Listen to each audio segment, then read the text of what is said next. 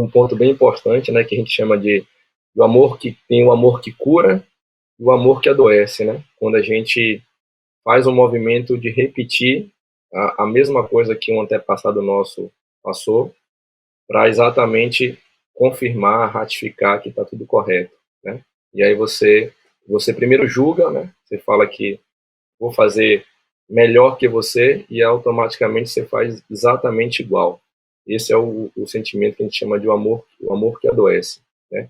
Nessa perspectiva aí, a constelação, né? As constelações, ela traz a luz ao cliente, é o que traz a informação ao cliente.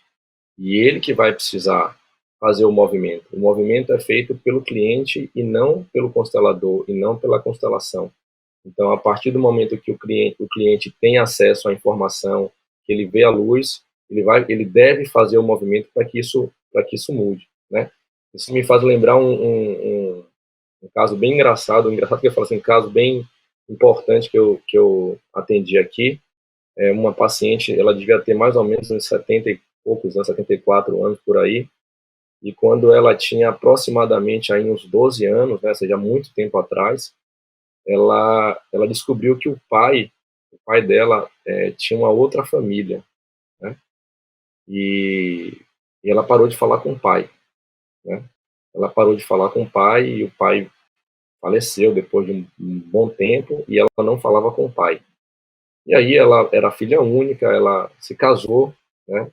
Teve um filho também. E engraçado de como eu falo assim, a gente fala engraçado como as histórias elas se repetem, né?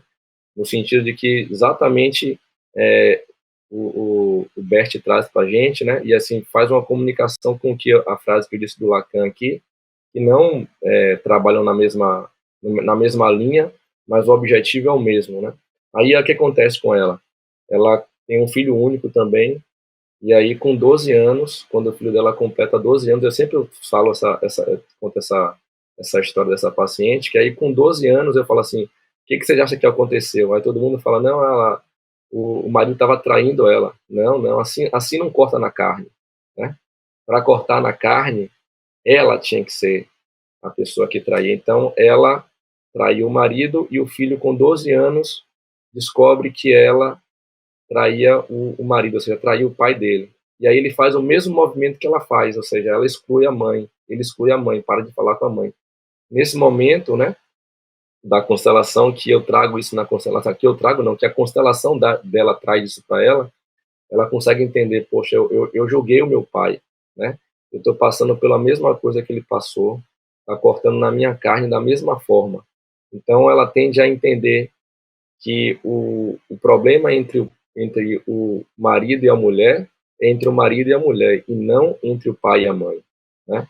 Na hora que eu julgo meu pai por ter feito algo que eu julgo certo ou errado, e que eu julgo a minha mãe, por exemplo, como incapaz de lidar com aquele homem, automaticamente eu estou me julgando 100%, porque eu sou 50% do meu pai e 50% da minha mãe. Então, toda vez que eu faço a exclusão de algo, aquilo tende a se repetir no meu sistema, né? Então, a importância de a gente olhar para a nossa história, né? Agradecer ela de como ela foi, né? E também, logicamente, evitar os julgamentos. Deixar para, por exemplo, para que o direito, né? O direito, a ciência do direito, ela tome as providências cabíveis a serem tomadas em qualquer passo desse daí, né? E não que o filho se intrometa na relação entre o pai e a mãe. Tem um caso muito interessante também, que esse aí tem a ver exatamente com a minha história, né? A gente olha para a morte sempre como algo ruim e devastador, né? Olha que interessante foi a minha história, eu já tinha conhecimento dessa minha história, né? Da história da minha família, mas eu só fui ter um outro olhar, que aí é uma outra coisa importante que a gente traz. O que importa não é o que eu faço, e sim como eu faço, né? E aí eu costumo dizer assim, às vezes eu peço um copo com água para alguém que tem uma relação comigo, por exemplo, uma secretária da clínica, ou a um colega meu, a um aluno, e aí o meu comportamento interno ao eu pedir um copo com água é realmente de estar pedindo uma ajuda para que alguém pegue um copo com água para mim. O meu tom de voz é o mesmo, a frase é exatamente a mesma, e aquela pessoa vai lá e pega um copo com água para mim. E eu faço esse mesmo movimento agora de pedir um copo com água para alguém, para essa mesma pessoa, só que agora o meu comportamento interno é humilhando a pessoa, mas o meu tom de voz e a frase é exatamente a mesma, só que o meu comportamento interno é humilhando a pessoa. E aquela mesma pessoa, ela vai lá fora, pega um copo com água, me traz, mas no caminho ela cospe no copo, né? A gente fala, ah, aquela pessoa é ruim. Não, aquela pessoa não é ruim, ela também não é boa. Na verdade, o comportamento que aquela pessoa tem depende exatamente de como eu me comporto internamente, ou seja, da nossa comunicação, que não é uma comunicação verbal, né? É uma comunicação de sistemas. Então, quando eu trago para vocês o exemplo, por exemplo, o exemplo da minha história, a minha avó, que tem 108 anos hoje, né? Ela, ela foi casada antes de casar com meu avô, e ela não teve filhos, e eu conheci essa história. Ela não teve filhos e o primeiro marido dela, né, faleceu atropelado por um bondinho na Fonte Nova, há muitos anos atrás. Aí minha avó herda desse ex-marido uma loja que ficava no Mercado Modelo. Minha avó não sabia mexer com vendas, e aí ela contrata um amigo do meu avô, que era um amigo desse rapaz do primeiro marido dela, que era ente do meu avô, né?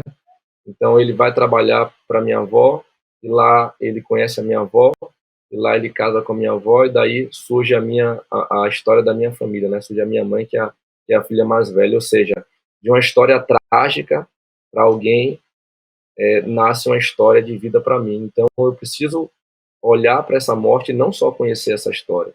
Eu preciso olhar para essa morte e ter um sentimento de gratidão, no sentido de que para o meu avô ganhar uma esposa, alguém perdeu, e para que essa pessoa perdesse, essa pessoa passou por uma morte.